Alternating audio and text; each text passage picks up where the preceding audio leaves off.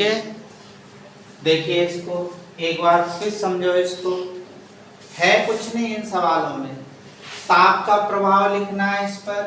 तो ताप के प्रभाव को समझने के लिए क्या देखना पड़ेगा कि इस रासायनिक अभिक्रिया में ऊष्मा का शोषण किधर हो रहा है।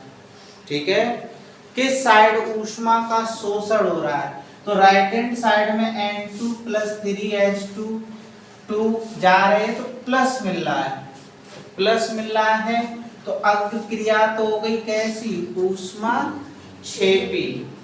तो जब अग्र क्रिया ऊष्मा क्षेपी हो गई तो पश्च क्रिया कैसी हो जाएगी, ऊष्मा शोषी हो जाएगी।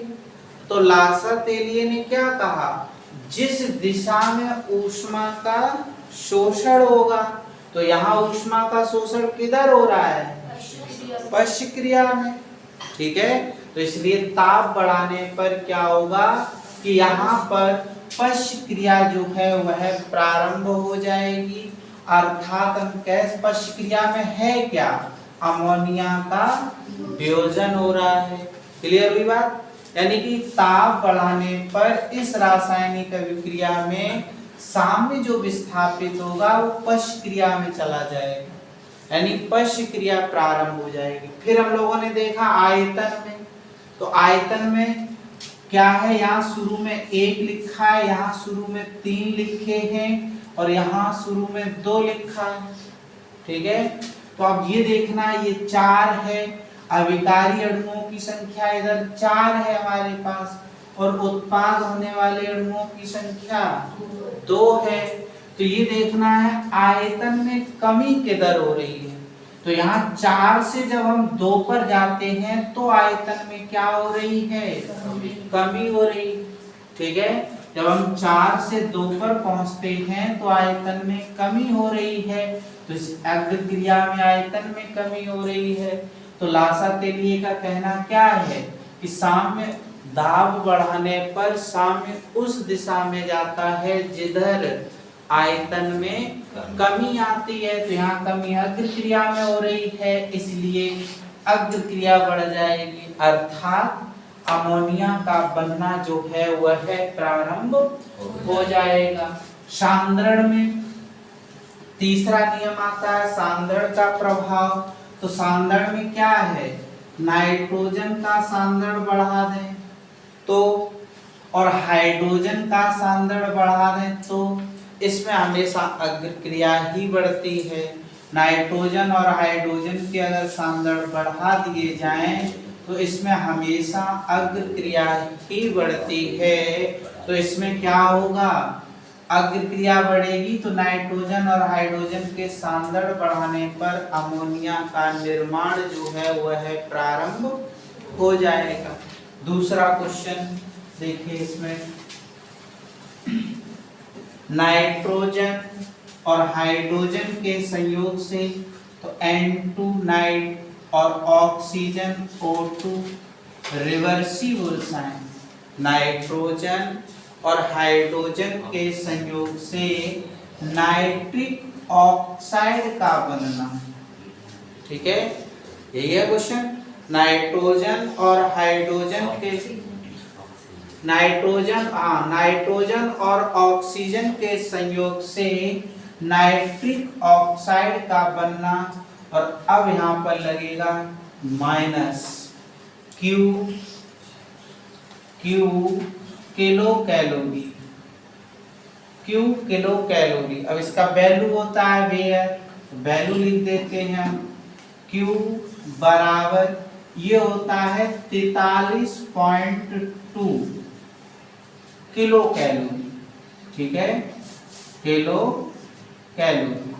तो नाइट्रोजन और ऑक्सीजन के संयोग से नाइट्रिक ऑक्साइड का बनना।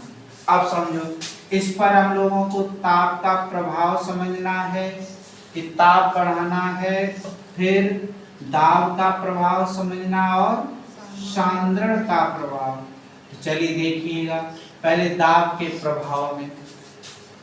तो दाब का प्रभाव जो वो ताप का प्रभाव में देखो एक एक करके ताप तो ताप के प्रभाव में क्या होगा, पहले ये चेक करो कि रिएक्शन है कैसी। इसमें देखिए अग्र क्रिया में क्या है, नाइट्रिक ऑक्साइड का बनना है, और पश्च क्रिया में क्या है, नाइट्रिक ऑक्साइड का वियोजन है।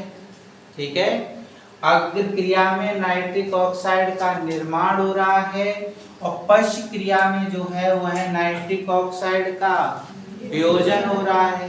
तो ताप बढ़ाने, अब ये देखो अग्र क्रिया कैसी है, अग्र क्रिया में जब जा रहे हैं तो क्या मिल रहा है, नेगेटिव साइन। तो अग्र क्रिया कैसी हुई, ऊष्मा शोषी हुई। तो जब अग्र क्रिया ऊष्मा शोषी हो गई तो पश्च क्रिया अपने आप कैसी हो जाएगी, ऊष्मा क्षेपी हो जाएगी। अब केवल ये देखना है लासा तेलीय ने क्या बताया, क्या बताया, ताप बढ़ाने पर साम्य उस दिशा में विस्थापित होता है जिधर ऊष्मा का शोषण होता है। तो यहाँ ऊष्मा का शोषण किस दिशा में हो रहा है, अग्र की दिशा में हो रहा है। तो सीधी सी बात है, ताप बढ़ाने पर क्या होगा, अग्र क्रिया प्रारंभ हो जाएगी। और अग्र क्रिया प्रारंभ हो जाएगी इसका मतलब क्या होगा, नाइट्रिक ऑक्साइड का बनना प्रारंभ हो जाएगा। क्लियर हुई। इस रिएक्शन में नाइट्रिक ऑक्साइड का जो है बनना जो है वो क्या हो जाएगा, प्रारंभ हो जाएगा। ठीक है, तो ताप समझ में आ गया। फिर दाब का प्रभाव, तो दाब का ये बहुत पूछा जाता है, बहुत इंपॉर्टेंट है ये दाब का प्रभाव। तो देखिए ध्यान से, इसके शुरू में कितना है 1, इसके भी शुरू में 1, तो इसके शुरू में 2, तो यहाँ पर क्या हुआ, इधर भी 2, इधर भी 2। ठीक है, तो आयतन में यहाँ किसी दिशा में कमी नहीं हो रही है। जितना लेफ्ट हैंड साइड में इधर नाइट्रोजन और ऑक्सीजन का जितना आयतन है उतना ही राइट हैंड साइड में नाइट्रिक ऑक्साइड का आयतन है। तो आयतन में तो किसी दिशा में परिवर्तन हो ही नहीं रहा है। तो लेकिन लासा तेलीय ने क्या कहा, जिस दिशा में आयतन में कमी होगी उसी दिशा में जो है अभिक्रिया, दाब बढ़ाने पर अभिक्रिया उसी दिशा में प्रारंभ होगी। लेकिन यहाँ आयतन में कमी तो किसी दिशा में हो ही नहीं रही। ठीक है, तो ध्यान रहे इस अभिक्रिया पर दाब का कोई प्रभाव नहीं पड़ेगा। ठीक है, चाहे आप दाब बढ़ाओ चाहे घटाओ, ये अभिक्रिया साम्य अवस्था में है तो साम्य अवस्था में ही रहेगी, इस पर कोई प्रभाव नहीं पड़ेगा, यानी ये दाब से मुक्त है। ठीक है, ताप पे मतलब जो है इस पर परिवर्तन होगा लेकिन दाब पर इस पर कोई परिवर्तन नहीं होगा। ये अभिक्रिया जो है वह क्या होगी, यानी कि साम्य अवस्था में ही स्थापित बनी रहेगी। कब, दाब, चाहे दाब बढ़ाते रहो चाहे घटाते रहो, ये दाब पर परिवर्तित नहीं होगी। ठीक है, यानी कि फिर देखिए सांद्रण, और सांद्रण में तो बता ही दिया है सांद्रण में क्या होगा। ठीक है, सांद्रण में क्या होगा, अग्र क्रिया ही बढ़नी है। नाइट्रोजन का और ऑक्सीजन का जब सांद्रण बढ़ाते हैं तो सांद्रण बढ़ाने पर अग्र क्रिया ही बढ़ेगी, अर्थात नाइट्रिक ऑक्साइड का ही निर्माण प्रारंभ हो जाएगा।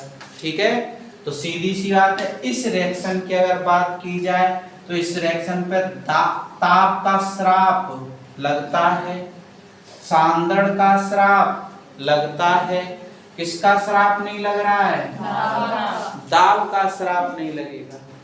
ठीक है, दाब के श्राप से ये मुक्त है, कुछ भी करते रहो दाब के श्राप से ये मुक्त रहेगी, इस पर जो है साम्य अवस्था में ही बनी रहेगी। ठीक है, तो लिख लीजिए अब इसको।